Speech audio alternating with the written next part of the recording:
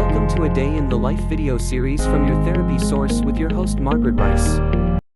Welcome. Today in our Day in the Life series, we have Dale with us. This is a video series that I'm doing, interviewing occupational therapists, physical therapists, special educators, teachers, parents, moms, anybody, taking a closer look at what their day looks like as they help students succeed or children that they work with.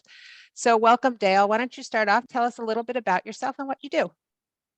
Okay, I'm a physical therapist. I work in a public school setting full time. Obviously, I have my bachelor's in PT, and then I have my master's in PT in neurology.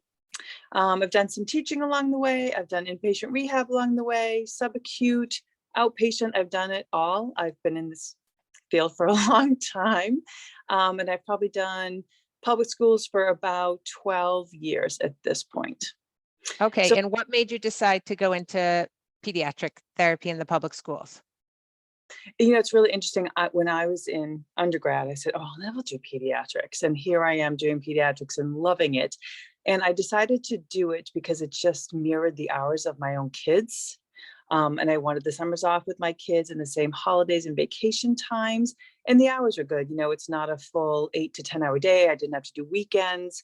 And that's really what pushed me into it. And there was an opening at the time that was originally part-time for me. And then I loved it and I decided to do it full time. That's great. I think a lot of people have the same sentiments. When I went to school, I'm a PT saying the same thing. Like, no way, I'll never stick with peds. And I actually even had a scholarship to do pediatric therapy. So I was like, I'll do it and move on, and never left. I worked a little bit in hospitals and home care, but it's just not the same as working with kids. It's fun. So do you have pre-K and up, or are you starting in kindergarten? No, I am preschool. So, the evals come in through EI. So I'm seeing kids at the age of 2 point something for evals and then all the way up through post grad. Oh, that's So, great. yeah, it's So an you're entire. really seeing all of it. And do you feel like you use a lot of your other experience in the school setting, or does it not really transfer over? No, it does, just a little bit differently. For me, the whole neuro aspect, because that's really my wheelhouse, is so appropriate and so helpful. I think the biggest thing for me, when I went into it is I'm like, oh, am I going to know what to do? Most of it's play based, and just having my own kids, like that part was pretty easy to figure out. But there is a little bit of a learning curve when it comes to school based PT. And I went to school a while ago for undergrad and we didn't really talk about that stuff. We did pediatrics, Shirley Stockmeyer was my teacher and we went through all that stuff, but we didn't talk about IDA or, least restrictive environments and those things. I didn't learn that in undergrad. So that was a little bit of a learning curve coming in.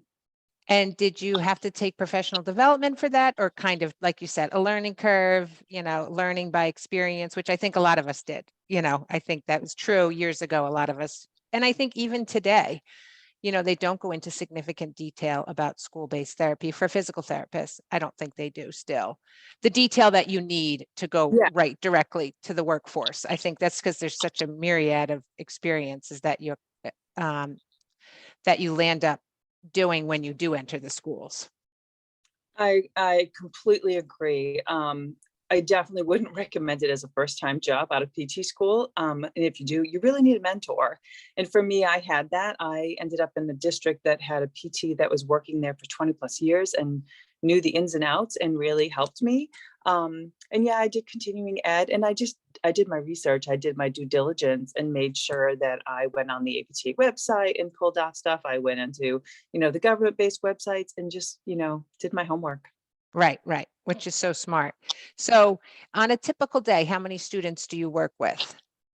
I have to be honest, it really fluctuates. I'm in a district that has some really involved kiddos with a lot of equipment needs and medical needs.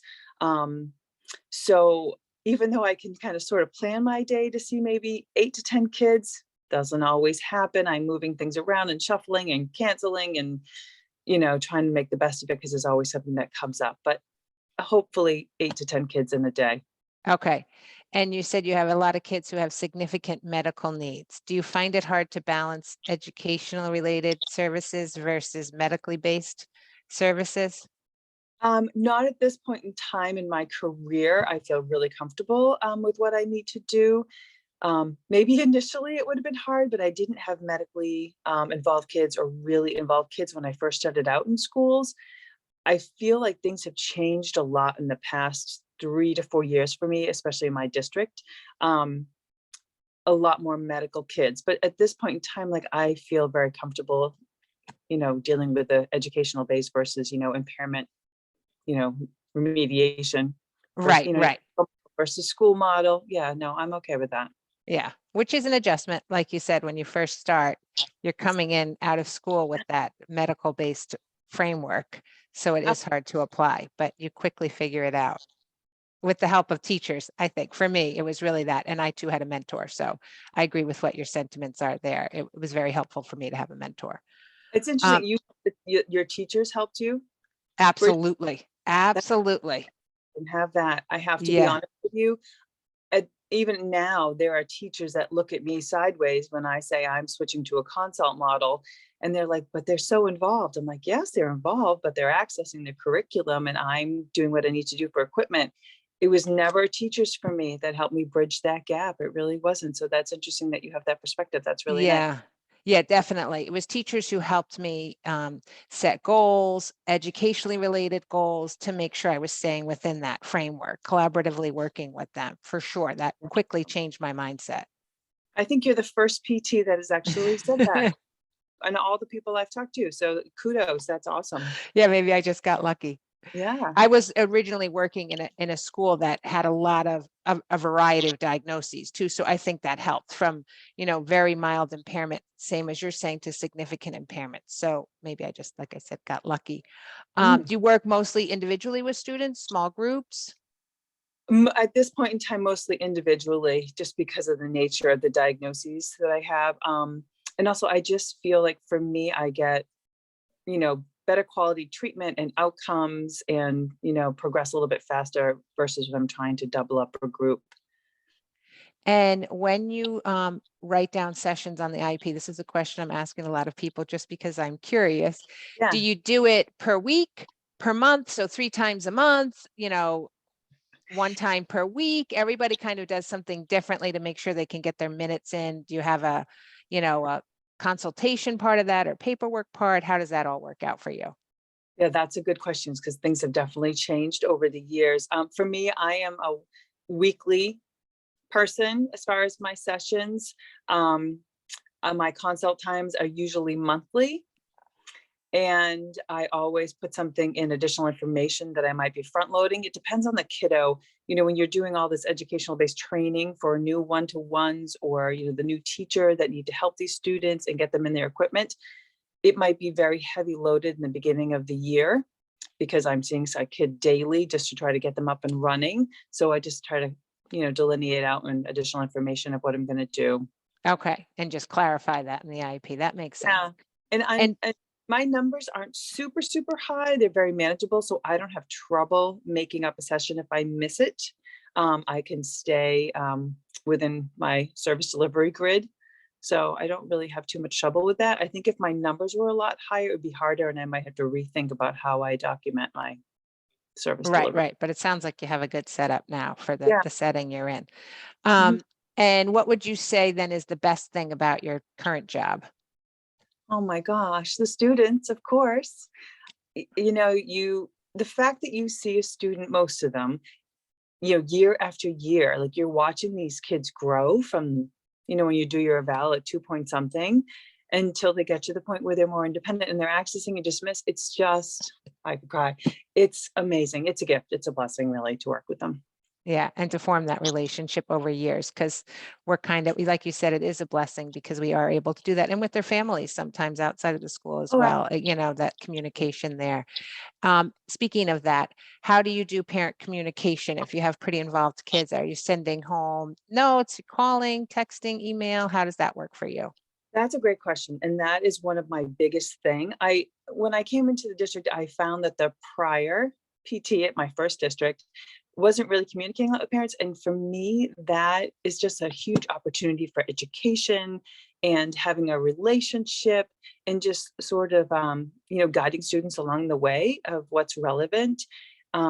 So for me, I am an emailer, I'm a phone caller. I will have parents come in if I need to do educational based stuff, however it really works for that parent. That's Truly. good. But It I is try, very important. yeah, I try to Yeah. say when you write a progress note on an IEP or when you are having an IEP meeting, my goal is that nothing should come as a surprise to a parent. They should know where I'm at. Yeah, definitely. Mm. Now, when you talk about your IEP meetings and goals, do your goals end at the end of the school year? Are they, through June or whenever your school year ends? Or are they throughout the year, depending upon when they were first established? Yeah, they're throughout the IEP period. So Okay, if we start in May, then the goals go to the following May. okay. Here in New York State, almost all of us do it till the end of the school year. Like no matter when you start, your goal ends in June. So I Oh, just find it interesting talking to everybody else because I feel like we're the only people that are doing that. Based on the interviews I've had, everybody has more of a rolling huh. setting of So goals. even if it started like in April and school's out in June, then what do you have to meet in the fall to reestablish goals or Well, meet? sometimes they'll just meet then, establish the goal till the end of the year, and then establish goals for the following year at the same time. Oh, okay, interesting. Yeah. So, but I guess maybe we're the only ones doing that based on, well, that's just hypothetical. Me Gotcha. guessing based on this small group of people I've been interviewing.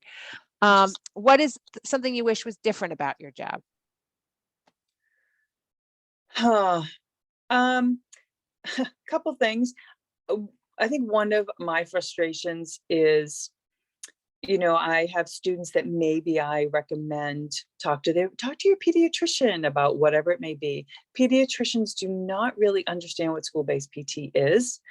Um, and that's frustrating. And a parent comes back, oh, but I have a script, I have a prescription. I'm like, doesn't really apply to me. I'm in Massachusetts. I don't need that. I have direct access. And it's unfortunate that there's no, education for the pediatricians. And we've tried having conversations, doesn't always go over so well. So that's frustrating. I think it's really frustrating for the parent. It's not fair to them. And one of my biggest concerns in the beginning of seeing a student, if I'm picking someone up and they qualify and they're eligible for PT services, is just doing that education to the parents of what is school-based PT? What does it mean? How does it differ than the medical model? Those kinds of things. So that's a frustration. I wish that was different.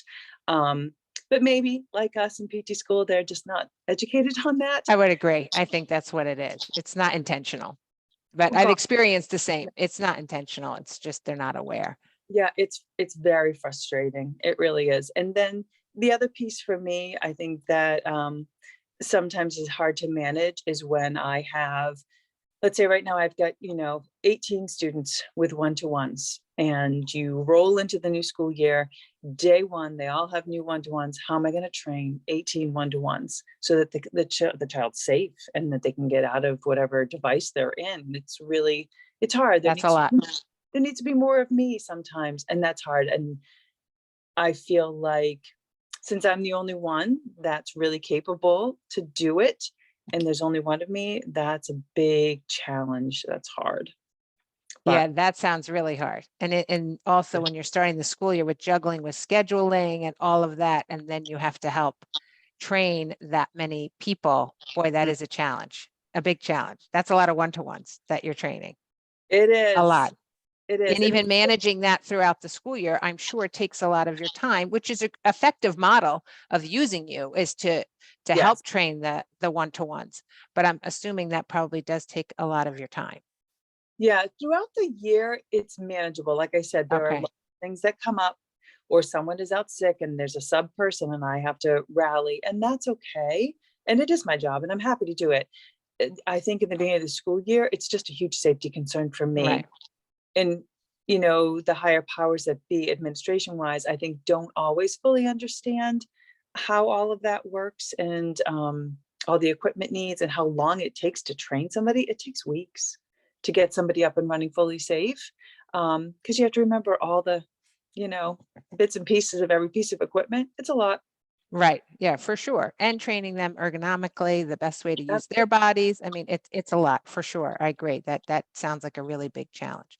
Yeah. In terms of your goal writing, do you collaboratively write goals? Are they PT goals in isolation or do you support the goals of the teacher? Currently, my district does PT goals in isolation. Every service provider has isolated goals. Sometimes speech might write a collab goal, but more often than not, everything is sort of isolated. And I know, like, going through the literature, there's a big push to be collaborative. We haven't quite gotten there yet. And for your data collection to track those goals, how are you guys doing that? Or you personally? Typically, OT and PT do things very similarly. We have data sheets that we document on, whether it's weekly, monthly. Everybody's a little bit different. I think I'm a little bit heavier in collecting data. Some of our service providers write down, as a percentage, like 75% of the time. I'm more of a 3 out of 5 or 4 out of 5 observations or trials. That's how I tend to write my stuff. So I tend to collect a little bit more often, I think.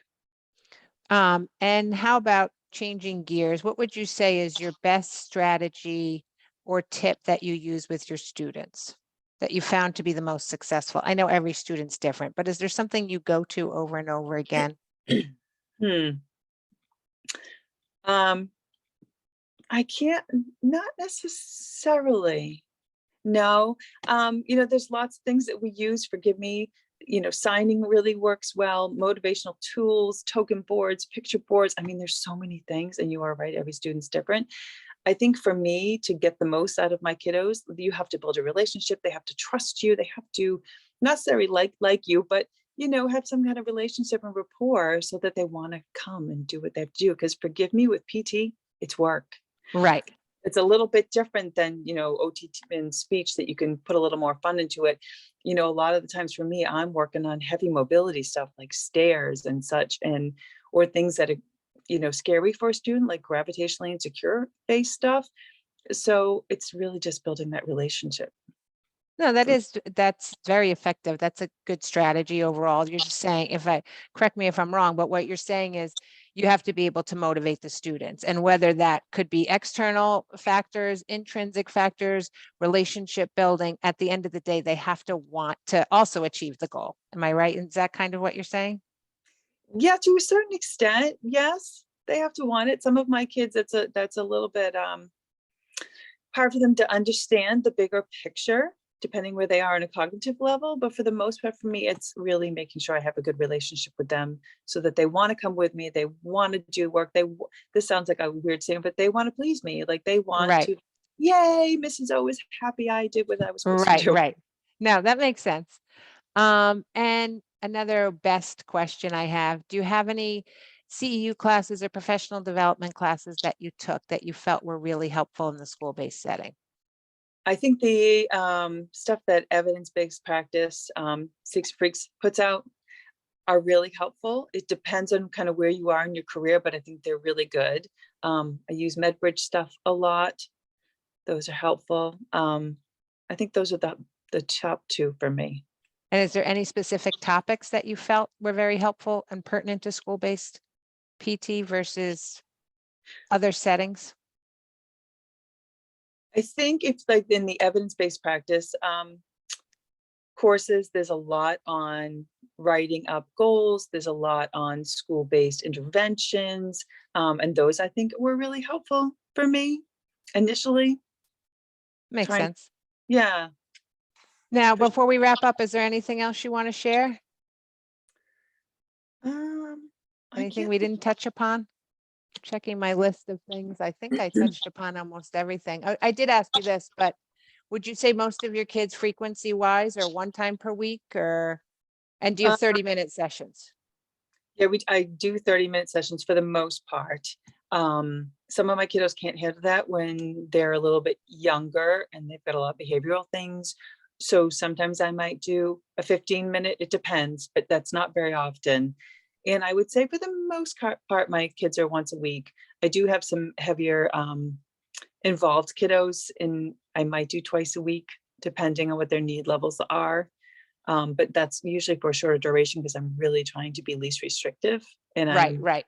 Yeah. Makes and sense. For me, I will say I tend to pull out more than push in, but it depends on the student. If I'm pushing in, I do a lot of recess and a lot of PE classes. those types of things. And then I assume, do you have your own therapy space then? Oh my gosh, that's a really good question. Because forgive me, I've worked in districts where, I'm in the hallway, I'm in the cafeteria, I'm on the stage, and you're trying to be like HIPAA, people can see me. Right. Yeah, so we just built a new school. So I have my own space. It is absolutely lovely. And yes, it's Oh, wonderful. excellent. Very, Yeah. very good. Lucked out on that. Yeah, that is unusual because I'm the same way. I've worked in closets, I've worked under the stairs, the hallway, maybe the gym stage. That was like a gift, the gym stage. Right? I Yeah, have a desk and a computer and a phone. It's absolutely amazing. that's And a sink. wonderful. I have a Yeah. sink, Oh, that's big. That is big. right? Well, thank you very much for joining me. This was great. I love hearing about everybody's day-to-day operations and how they help students succeed. So thank you very much for taking the time. It's been a pleasure. I hope you enjoy the rest of your day. Thank you so much. Yeah. Thank you for joining your therapy source for this Day in the Life series hosted by Margaret Rice. Visit yourtherapysource.com for more information to help students succeed.